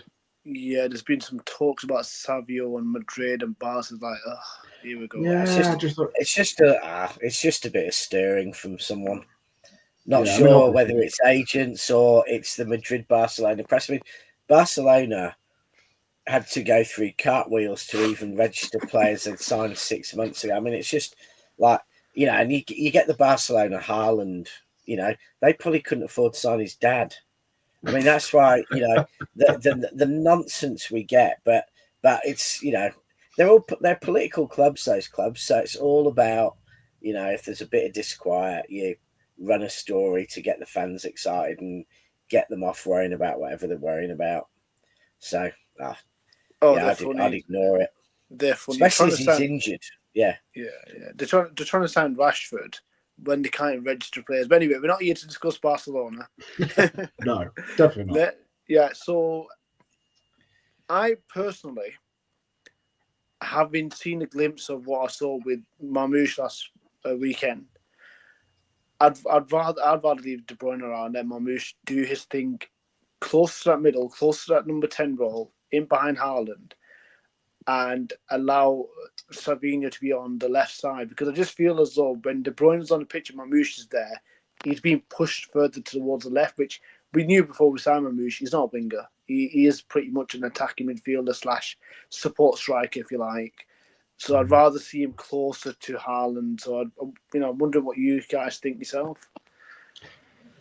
Yeah, I mean, I think the balance is going to be so interesting when it comes to that attack, because I think you're right. I think Savio had a brilliant game.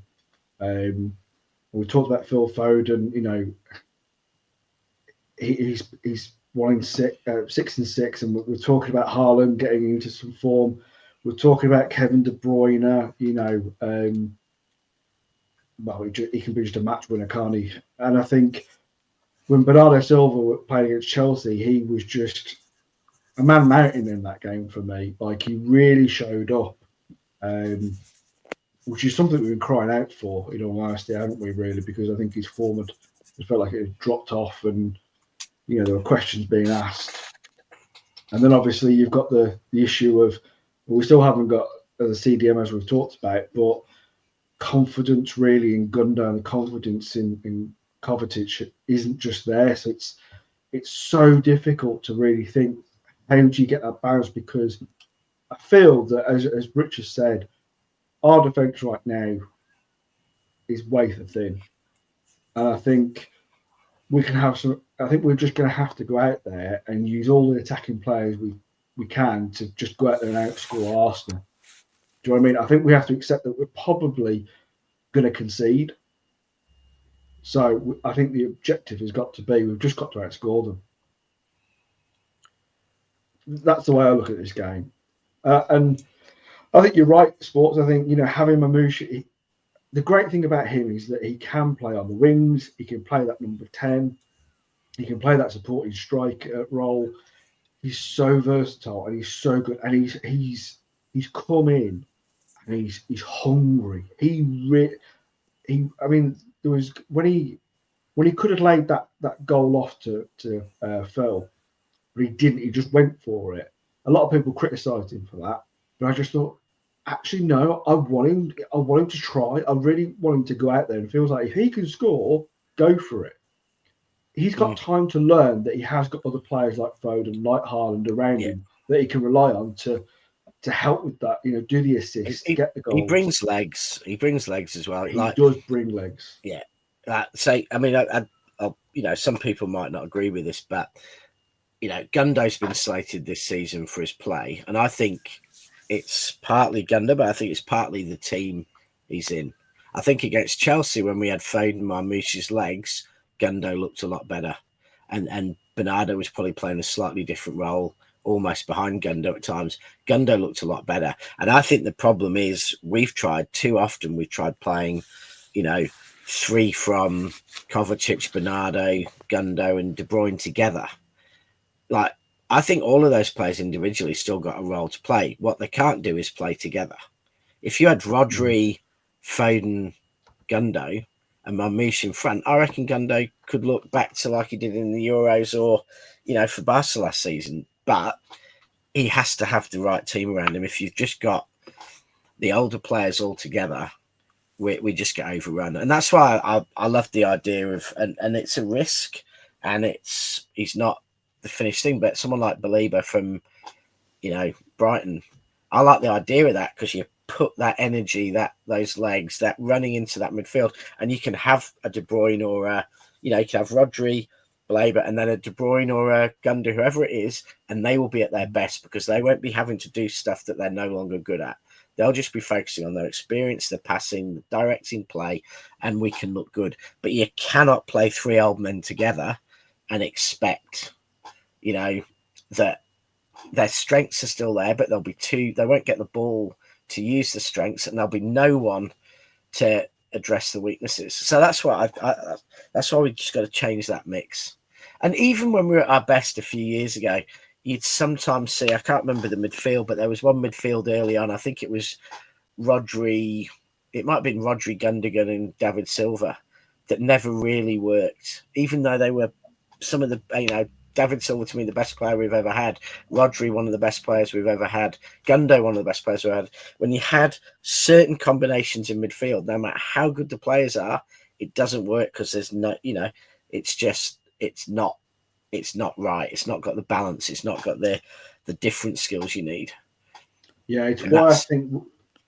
Yeah, just onto your point there, Rich. I think it's one of the reasons why I think we're rarely ever going to see Kevin De Bruyne and Marmoush play the same team, because they're both kind of similar in that attacking role, where I think if you have too much of that, you're going to lose the rest of the midfield, because we just haven't got the players to help out defensively to have both of them on the pitch. So I think it's going to be unlikely for the rest of the season that we're going to see them both really play at the same time. I think you have to build from defence, and I think it's going to be interesting, because I think for me it's probably going to be Akanji and Stones as the 2 centre-back pairing. I think obviously Guardiola is going to be on the left-back position, and I think it's probably going to be Nunes, because he's had a couple of decent games, and I think Pep's going to probably feel that he wants someone with experience, even if it's not experience in defending. But it wouldn't surprise me if we saw Kuzanov come on at some stage, because we know he's got the quality to shore up that defence. And maybe, if we were to go like 2-1 up, at that point, if we're 60 minutes or 70 minutes in, he may bring him on just to short that back and go, okay, I'm going to see this game out now. That would not surprise me. Yeah. And it's interesting, actually, that, Pep in his press conference yesterday was suggesting that by the time we play Real Madrid or Bayern, that Ake and Bob and Diaz should all be back. So implying that all of them are within 2 weeks of being back available. And when that happens, that that just totally changes the picture for us, because I think defensively, you know, I think, you know, I love Akanji, but he's not a real leader. And I think Diaz is a real leader, and I think Ake gets stuck in. Ake's a really good defender. Stones is the best one at stepping into mids.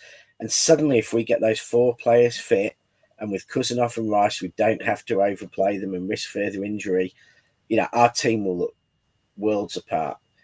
Because when people get through that midfield, they will come up against the top defence. Whereas most of this season, you've been getting through our midfield like, you know, like a knife through butter, and then there's, you know, a winger, you know, a centre forward and 2 half-fit Crocs at the back. Yeah, I totally agree with you, Richard. I really do. And lucky, we've got Martin's back, which is always good. And Pat, as we can't see him obviously, but he's there, I presume. Good evening, Pat. Yeah, I was the here, mate. Hello, everyone. Hope we're all doing well. Yeah, good. Thanks, mate. We're just kind of talking about the Arsenal game. What are your thoughts? I don't know how much you've heard, mate. So I haven't heard much. But look, feels like a win at all cost game for me. I really just want to. I'm sick and tired of, you know, being out, you know, making it out like as if Arsenal are trying to out-strategize us, and you know, I'm sick and tired of playing against a team that's so worried about winning battles that they forget about winning a war. And you know, their inconsistencies are nowhere near as publicised as ours. You know, I just think I'd really love to see a game where we just go out there and play really good, rapid, expansive football, play at a tempo that they haven't seen us play for quite a while. You know, play a little bit of the long ball tactics that sort of hurt them when we beat them at home in the treble season. It seems to be lacking when we played against them recently. I mean, I know there's been a lot at stake when we play them, but I'd just like to see us go out there and really just have a go against them, because I think they are there for the taking. But with all due respect, they can still, on their day, they can still be a good side. But I really think we should just go out and have a go against them.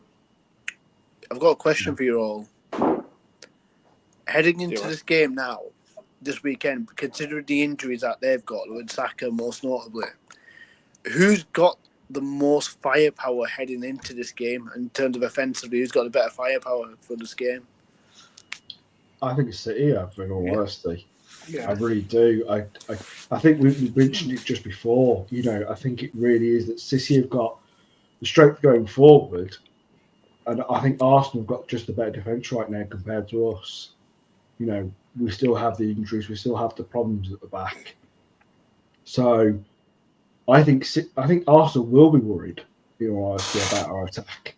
They may think our midfield and our defence are probably our biggest problems, but if we play anywhere like we did during the Chelsea game, I'm putting us just slightly more ahead, because I just don't believe right now Arsenal have got the clinical finisher that they need. I mean, their top scorer is Havertz, and he scored 8 goals. You know, I think without Saka, they're really going to struggle. Yeah, they are being built up to be this monster. Which I mean, I get it. They've competed with us for the past 2 seasons for the title, but there's not a fear factor with Arsenal. I appreciate the defence is solid, incredible. Saliba, Gabriel, yeah, very good defensively, but in terms of their attack, does it frighten me the way I'd be frightened when I used to see the Liverpool attack under Klopp with Salah, Mane, Firmino? No, it doesn't frighten me in that sense. This game doesn't worry me as much as it would under Liverpool. No. Sports talk, if there's a player, sorry, I was just quickly. There's a player that actually sort of concerns me, because he's always consistently performed well against us, and that's Trossard. And every time Arsenal play, when they don't start Trossard, I always think they make a mistake, because he's always been a very, very plucky sort of attacker and really knows how to get find space and get in around our defenders, and his finishing's really good as well too. So he always concerns me, and I always think whenever we play league matches, when he doesn't start, I think, I'm sorry, Arteta, but you missed a trick, because he's way more effective, especially coming out on the left-hand side, than what Martinelli does. So, you know, he would concern me if he starts. Also, too, I think we also need to factor in with their defence. I don't think Saliba's at 100% either. From what they're saying he's basically playing with, a lot of sort of his hamstrings basically not exactly 100%. So you have to factor that in as well too. They may not be as defensively cohesive as they have been, in previous over the last few months. But not to take anything away to credit Saliba and Gabriel, they are still a very good centre back pairing. But I think looking on this game, Arsenal are going to have way more question marks than what we have had certainly over the last few weeks. Yeah, and I think the other thing for me is that with Arsenal, like for the last couple of seasons, as you said, Sports, they've been on our coattails. They've pushed us. We've fallen off over the last few months. We have. There's no doubt we've fallen off. But where are Arsenal? This season, because we've got, I would have expected Arsenal to step up and challenge. This was their time to win the league. With Liverpool having a new manager, with Klopp leaving, the uncertainty with Van Dijk and Alexander-Arnold and Salah, it should be their title to lose. But for me, so just send all your complaints to Ozzy at the Mancunian way. Don't send it to anyone else, Arsenal fans. Oh, come on, the Arsenal fans agree, Martin. I mean, some of the Arsenal fans are living. I'm not getting into the Arsenal. I'm not doing the Arsenal fan debate. They're unhinged. I don't know who's the more unhinged fan base this year. City fans or Arsenal fans. We've both gone to levels that I weren't expecting. And all your complaints from City fans go to Martin because people are overreacting from a dip in form, and Arsenal fans are just unhinged because they demand accreditation from every single fan base. So there's a big difference there. By the way, before we go on, I need to do this. Adam Quinn, I am sorry it's so late. You have now gifted 50 memberships in total tonight. Big up to yourself, mate. That's 124 hours. Yeah.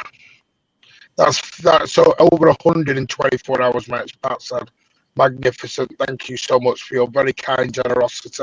And Adam, big up, mate.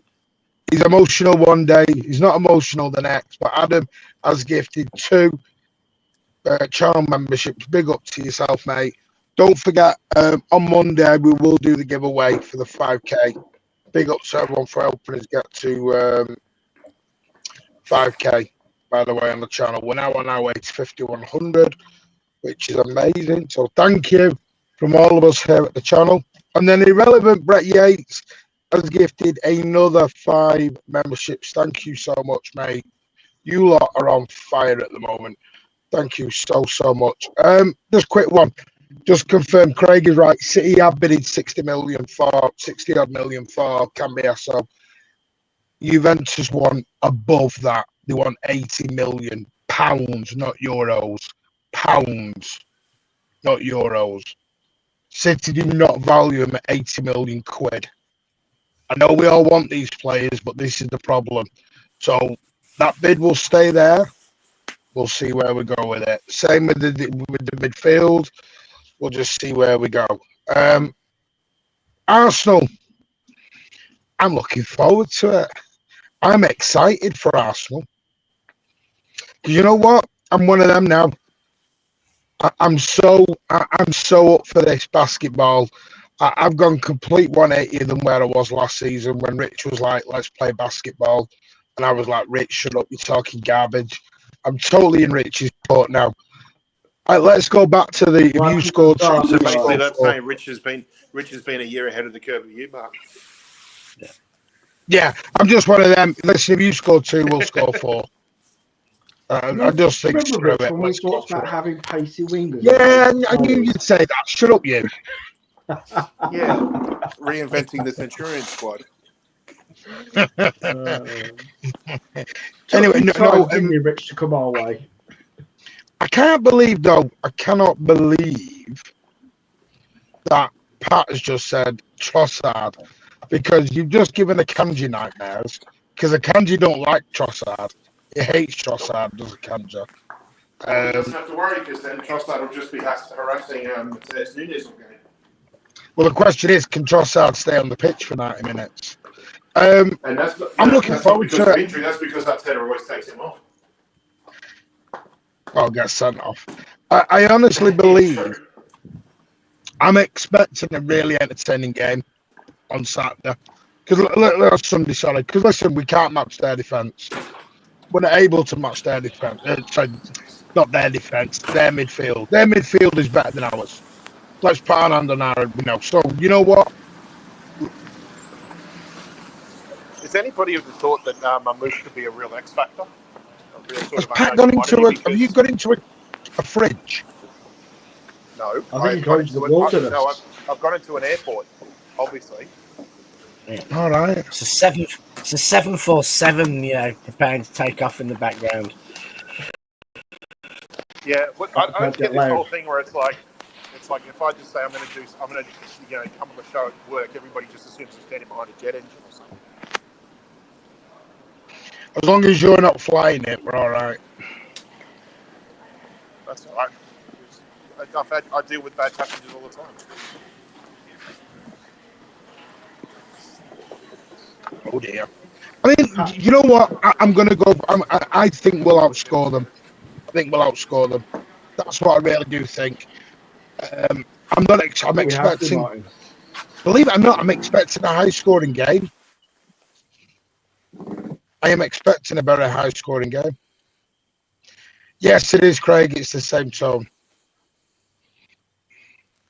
I mean, I don't think Arsenal.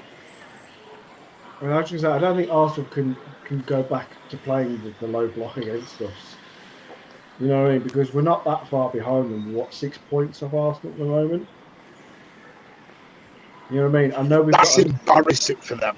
Embarrassing for them, Ozza. Yeah, I know. That's what I'm saying. Yeah. This is what I'm saying. We win this game, we're 3 points behind.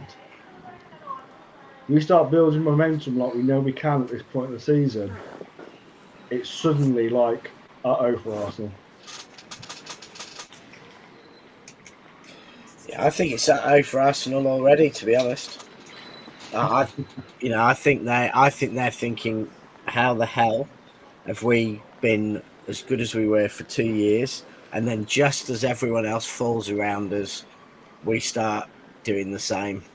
And Liverpool, I guess they flattered a bit last year, but they must be thinking, all our Christmases have come at once. And they haven't even been that great by Liverpool standards this season. I've watched them, and I don't think they've been anywhere near as good as they were, even in seasons where they came second, to Pep sort of, seasons like 19. They're a miles better team than they are this season.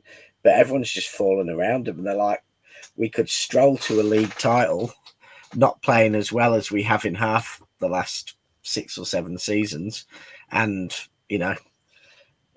but what's hanging over Liverpool is that their 3 best players still haven't signed, or 2 of their best players and haven't signed contracts. So they've still got a lot of uncertainty hanging around.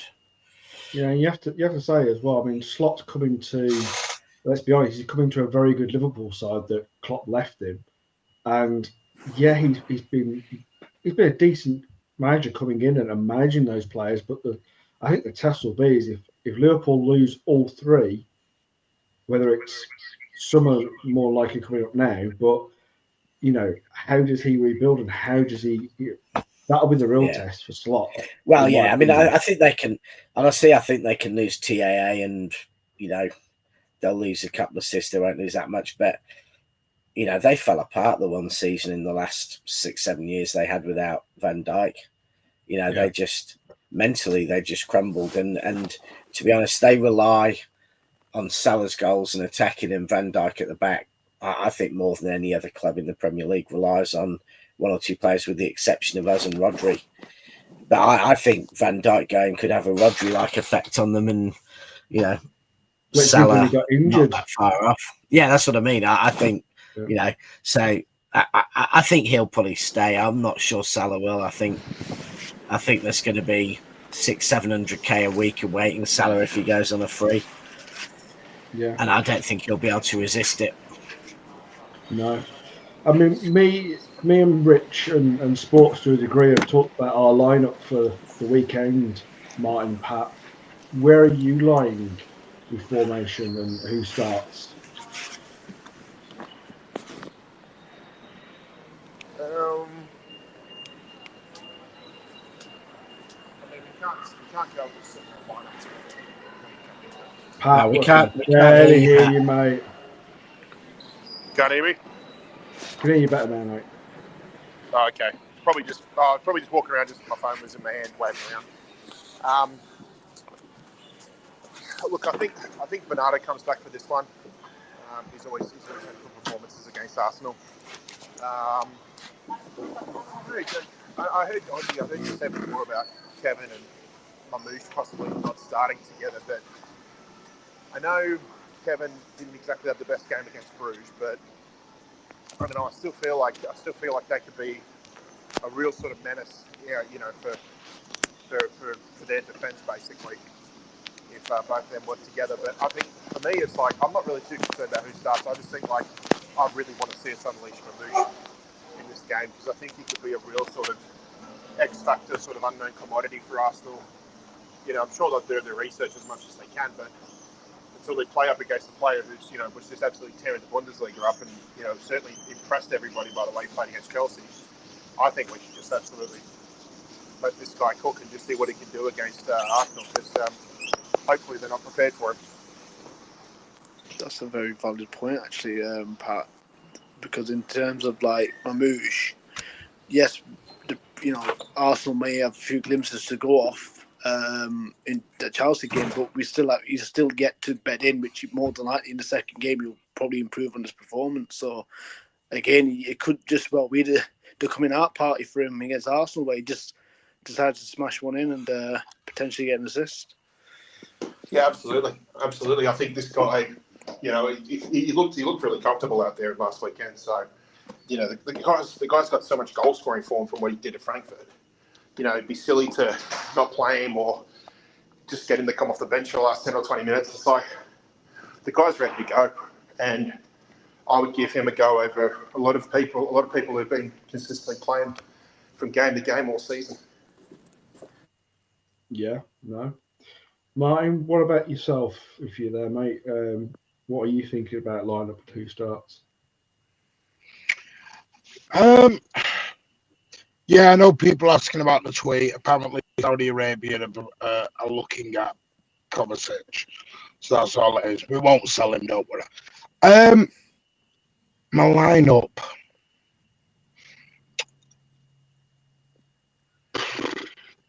John Stones being back is the real kicker in this. I think Oshanoff will be on the bench again. I think he'll be on the bench, not again. I think he'll be on the bench. Do think he'll play John Stones, Kanja, Gavadio. It's the Nunes one. And listen, by the way, I think Nunes is a very good player. I don't think he's a very good fullback. That's where I do get worried.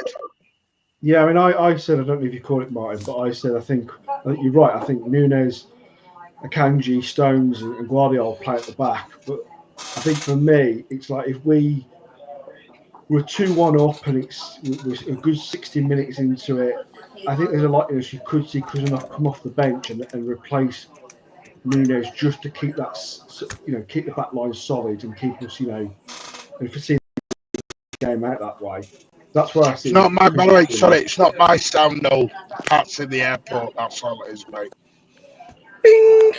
Will Mr. Holly please go to desk number 23? The plane is boarding, and we're about to offload your bags. That or he goes through security. The I've alarms just start going off. But by the way, can I just say, people are asking me, there is no issues with LB. There's no issues with LB. LB is fine. Me and LB are fine. No issues whatsoever. All good. The midfield will be an intriguing one. I think. Does he play Gundo? That's my thing. Does he play Gundo and Kovacic? Or I wouldn't personally play Gundo. I'd play Sabinho and Marmoush with Phil Foden and Kovacic. Bernardo, I'd probably go in that midfield as well. Yeah.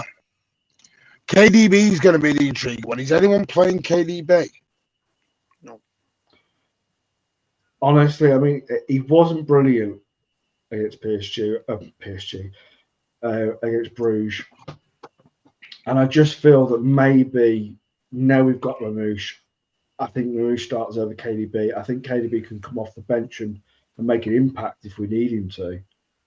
But I think we have to manage his minutes. And I think I thought it really worked against Chelsea. Yeah, bringing that KDB on with 20, 30 minutes to go. Yeah. As a bit of an impact thing in terms of, because to me, you can get like Sabinho left or Marmoush right, or whichever way you want to do it. I mean, I prefer Sabinho on the left. And then bring KDB on with that 20, 30 minutes to go. And then obviously you've got the big man up front. I just want to see Foden in that proper 10 role. I do think, believe it or not, you're all going to be shocked at this. So some will, some won't. I think Marmoush takes over the KDB role long term. I can just see it happening. I think Marmoush will become our 10. Martin, just adding another thing too with John Stones is if anybody's worried about John Stones backing up after 3 days, we've got a week until we play Orient in the Cup. He could rest there. He could easily get 2 weeks without having to worry about serious game time. Yeah. No, I see that. Yeah, so it's not too big a deal if we back him up for Arsenal. Of course, every time he lunges for a ball, we're all going to be cringing. But yeah, just thinking ahead of that, if he gets through 90 minutes or close to 90 minutes at Arsenal, then at least you know that you can rest him and take care of him and do what we need to do to look after one of our best players. For knowing full well that you can have the best part of 2 weeks without having to go full stretch. So yeah, it's.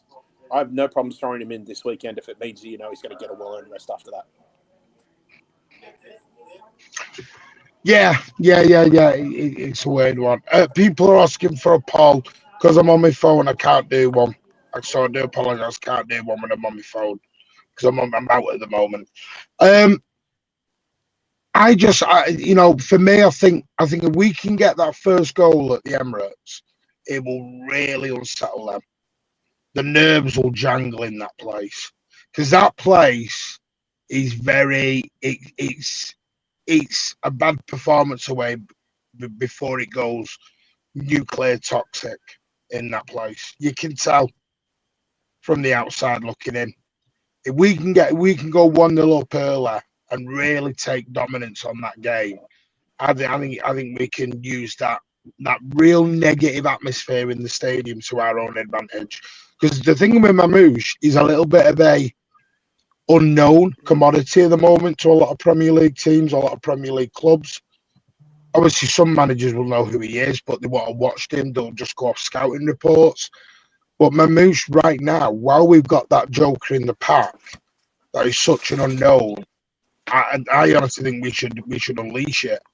And I've never seen Haaland and Foden and Marmoush link up in the way we did. But I know it was second half, and it was people will say, well, the way Chelsea played with that high line, I accept all that.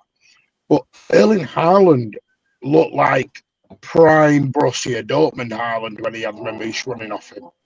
They looked like the link-up play. They knew where each other was going to be instantly. And you don't get that with a lot of players sometimes. You don't get that instant chemistry all the time.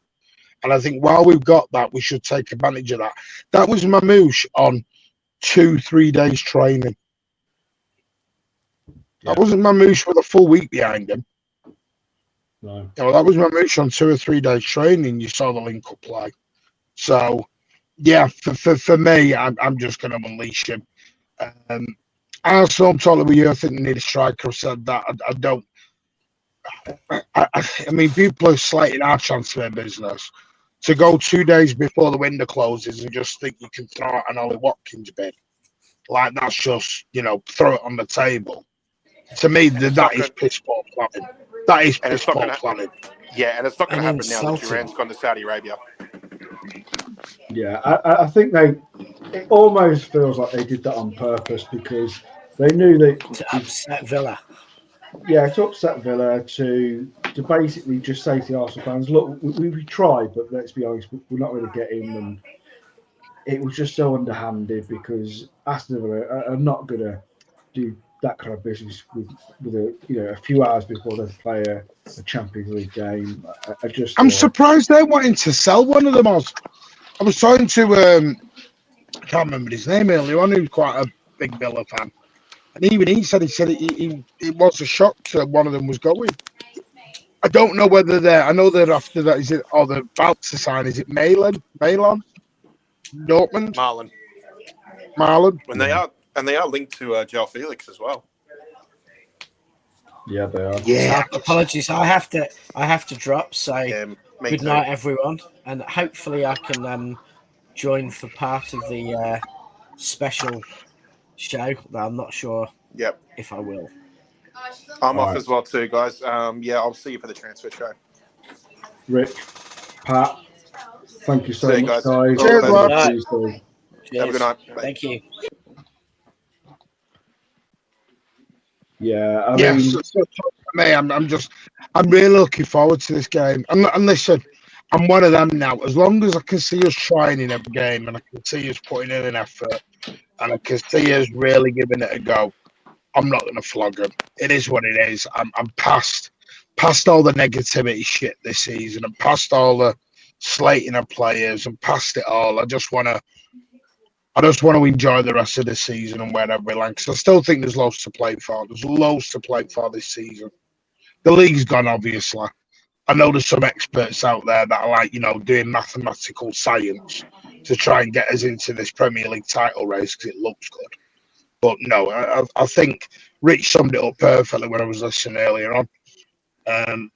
It's very hard to do a rebuild and keep the level of performance where you're winning the leagues year in, year out at the same time. And if we can finish in the top 2, top 3 and go far in a cup competition, I'll be over the moon with that. And then next season we come back fighting strong and we win our title back. Because I'll say it again and I'll say it before, and people can clip me up and have a go at me. This title's going on loan because next season the title comes back home. So whoever gets it, enjoy it. You've deserved it, but you're getting it on loan because next season it's coming back home to Manchester. yeah, Mike, I agree with you. The only thing I would say, just to kind of put just the devil, a little bit in the works, is that, let's be honest, this is the Premier League. It's the most competitive league for a reason. And on any given day, any team could beat another. And, all of a sudden, Liverpool could have a number of issues like injuries or just suddenly hit a bad patch of form. No, I'm not doing it. I was like, I can't do it. Don't even go up in that road. I'm not doing it. But what I'm saying, Martin, is until it's mathematically impossible, then I'm never going to say never. But I agree with you. I think we have to accept it's probably unlikely, but it's not out of the realms of possibility that if Liverpool suddenly hit a bad patch or injuries creep up, I can't see the likes of Arsenal, Chelsea, no offence, Forest, really pushing all of a sudden for a league title. I think if it was to happen to Liverpool, I think the only club really that are going to march forward is City. So I'm not saying we're going to win it, but let's see what happens. We've got the rest of the season. As you said, Martin, I think we've still got so much to play for in the cup competitions. We're still in the FA Cup. We're still in the Champions League. And let's be honest, as you said so many times, Martin, you don't have to be the best team to win that cup. Okay. No, you've got to be the best informed team. You got to be the best informed. Because this is the other thing that's annoyed me the last 24 hours. We're looking at Real Madrid and Bayern Munich as a name. But we're doing what we did 2 years ago when we faced them, and it was heritage. And people got to remember, Real Madrid and Bayern Munich are in the playoffs for a reason as well. Yeah. They're in the playoffs because they've struggled. And you look at Real Madrid, they've got injuries. Bayern Munich, I said yesterday, I was talking to a Bayern fan, a lot of their fans are losing patience with any company. They're losing patience with him quite quick. So, listen, I don't think it is a foregone conclusion that we go out to Bayern or Madrid. I really don't, because you saw yesterday with Ancelotti when he found out they could get C, he was like, don't really want them. Real Madrid are as much in fear of us as we are of them. Oh yeah. Just on the back That's of what I think we forget. We forget that as a fan base sometimes. Sometimes we forget how big a club we are and what we are around the world. And clubs do respect us, and they do fear us. And on our night, I'm not saying, this is nothing to do. When you go in the Champions League, it's not about form. It's not about who wants it on the day. It's a cup competition. Simple as that. It's a referee's decision. A ball gets caught in the wind and goes one direction. I will never listen. Are we probably the outsiders? Probably are with our midfield. But let's see where we are in 2 weeks, because we can register the new players. Marmoush and all them can play in the playoffs. So let's just see. Yeah. Go on, Sport. What are you going to say, mate? I was going to add that we had a meltdown when we ended up bottling a 3-0 lead against Feyenoord. Bayern just got smashed by them 3-0.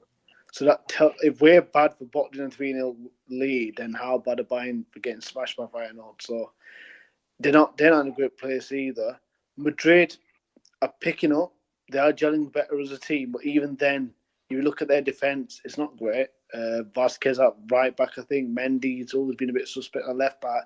But we've always got a chance. And like Martin just touched on, it's Champions League is one of those, it is in the moment. It is an in the moment kind of competition. It's not based on your overall form throughout a league season like the Premier League. It's on the night, and anyone can get it right on the night, or over the 2 legs. So we've got.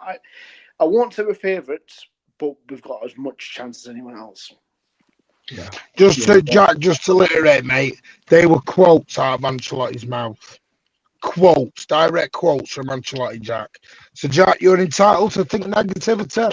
That's fine, mate. We just choose to believe that we can, because we're not as bad as people think we are. Simple as.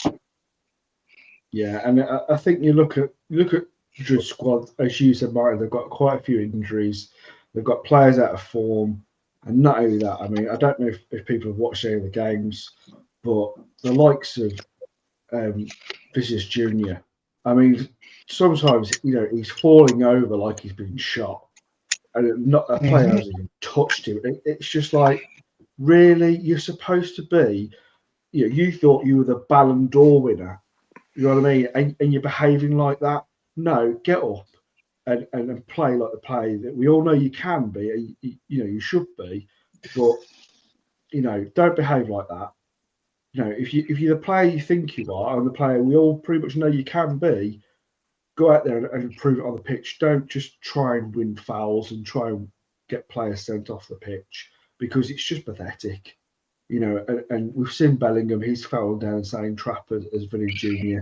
And I just think the Real Madrid team of the Galacticos would be ashamed of what, the way that some of these players are playing right now. I think it's sad.